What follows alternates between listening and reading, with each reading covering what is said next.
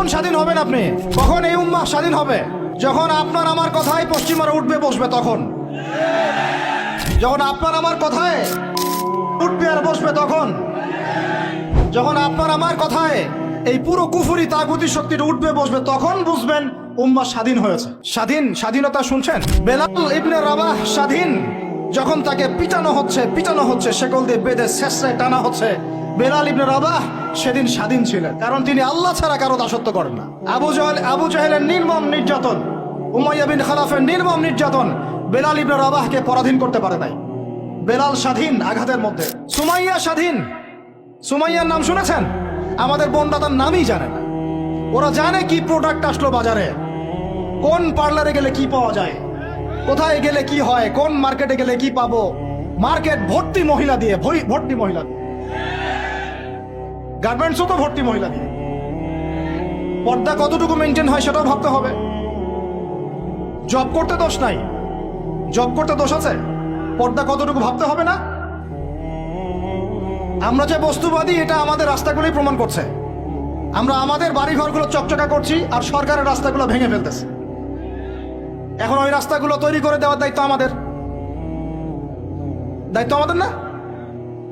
অবশ্যই আমাদের, কেন আমরা তো খেয়ানত করলাম। সরকারি মাল দড়িয়ামে ডাল, এরকম চিন্তা করলাম। ওইদিকে যেতে চাচ্ছি না। বোনরা শোনেন, ভাইরাও শোনেন। সুমাইয়া স্বাধীন। কখন স্বাধীন? যখন আবু জেহেল তাকে বলছে যে তুই এই জন্যই ইসলাম কবুল করেছিস যে মুহাম্মাদের সৌন্দর্য দেখে তুই তার প্রেমে পড়েছিস। নাউজুবিল্লাহ সাল্লাল্লাহু আলাইহি ওয়াসাল্লাম কি বলেছে বলেন? তুই মুহাম্মাদের সৌন্দর্য দেখেই মনে হয় তার প্রেমে পড়েছিস। নাউজুবিল্লাহ, আস্তাগফিরুল্লাহ। সুমাইয়া রাদিয়াল্লাহু আনহা তখন বাধা, হাত পা বাধা, হাত পা বের করার কোনো অপশন নাই, বাধা আছে। এক জটলা থুতু মুখে একত্রিত করে আবু জেহেলের মুখের উপর থু করে থুতু দিয়ে দিয়েছে। আর আপনারা তো জানেন যে একটা থুতুতে অনেক কিছু হয়, হয় না? একটা থুতুতে অনেক কিছু হয়। এক থুতুতে ইমানদার মুনাফিক আলাদা হয়ে যায়। এক থুতুতেই ইমানদার মুনাফিক আলাদা হয়ে যায়। সুমাইয়াও থুতু দিয়েছিল আবু জেহেলের মুখে। এবার আবু জেহেল কি করেছে শুনেন। আবু জেহেল, তার কাছে একটা বর্ষা ছিল, বর্ষা চেনা যায়, বর্ষা সামনে অংশ চোখা, এটা দিয়ে সুমাইয়া রাদিয়াল্লাহু আনহার লজ্জাস্থানে আঘাত করে তাকে শহীদ করে দিয়েছে।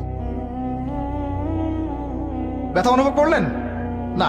আমি জানি করেন নাই, কারণ সুমাইয়া আপনার কেউ না। সুমাইয়া আপনার কেউ না। সুমাইয়া আমার বোন না, সুমাইয়া আমার স্ত্রী না, সুমাইয়া আমার মা না, সুমাইয়া আমার খালা, ফুফু, চাচি, মেয়ে কেউ না। এই কারণে আমাদের আঘাত লাগে নাই। যদি আমাদের এই দেহটা যে অবশ, আমাদের উম্মার যে দেহটা যে অবশ, এটা তো বোঝা যায় চলমান বিশ্ব রাজনীতি দেখলেই। বিশ্বের যে কোনো জায়গায় মুসলিমরা আঘাত পাচ্ছে, মার খাচ্ছে, নির্যাতিত হচ্ছে। দোয়াও তো মুখ দিয়ে বেরো হয় না। তাদের স্মরণে একদিন কেউ রোজা রেখে একটু দোয়াও করে না, নামাজে একটু দোয়াও করে না, দুইটা কথাও বলে না, কোনো মানববন্ধনও নাই, কোনো প্রতিবাদও নাই, কিছুই নাই। মানে পুরো দেহটাই প্যারালাইজড, শেষ, অবশ অনুভূতি।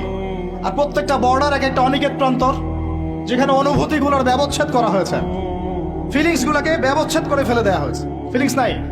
সুমাইয়ার কথা শুনে আমাদের লাগলো না, কারণ সুমাইয়া আমার মেয়ে না, আমার মেয়ে আয়েশা তো আর না, আমার মেয়ে মারিয়াম তো আর না, আমার ছেলে ওমর ওসমান তো আর না।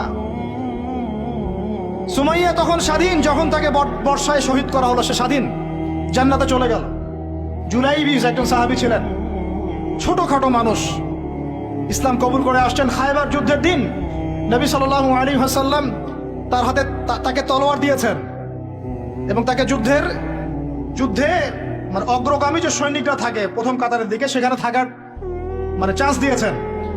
তাকে মানুষ বিয়ে করতে চাইতো না, কারণ তার চেহারা সুরত খুব একটা ভালো লাগে না, বংশ নিচু, মানুষের একটা থাকে না প্রেস্টিজ ইস্যু।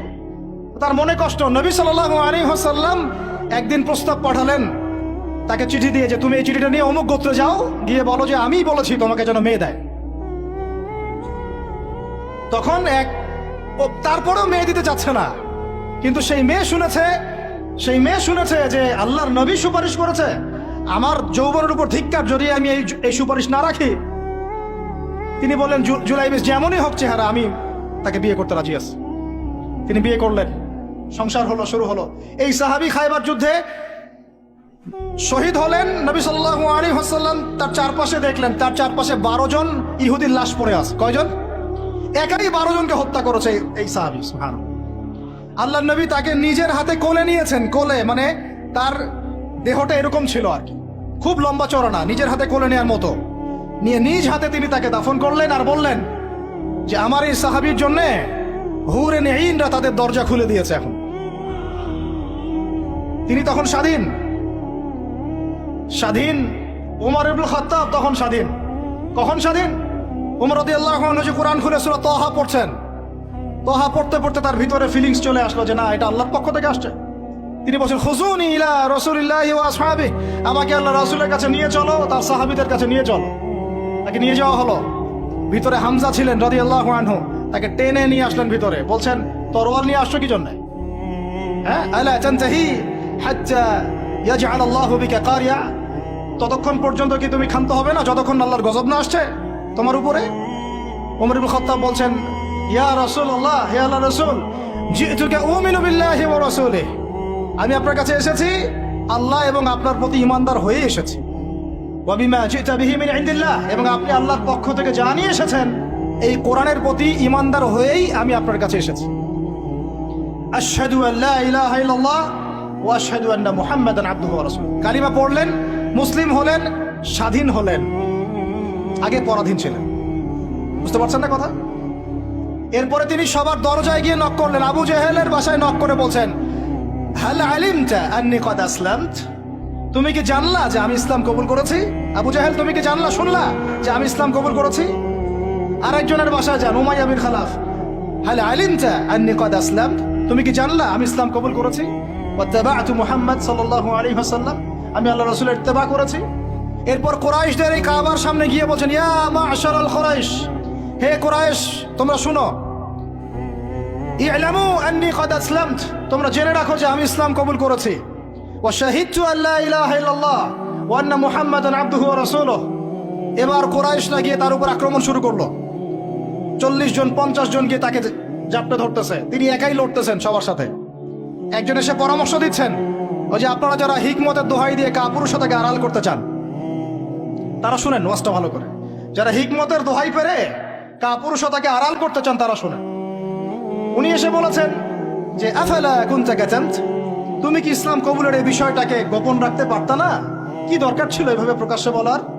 কি দরকার ছিল এভাবে কাফেরদের সাথে একটা দ্বন্দ্বে জড়ানোর? শোনেন তারপরে তিনি কি বলছেন। তিনি বলছেন যে ওয়াল্লাহি, আল্লাহর কসম করে বলছি, লা উফাররিকান্না বাইনাল হাক্কি ওয়াল বাতিল কামা ফাররাকা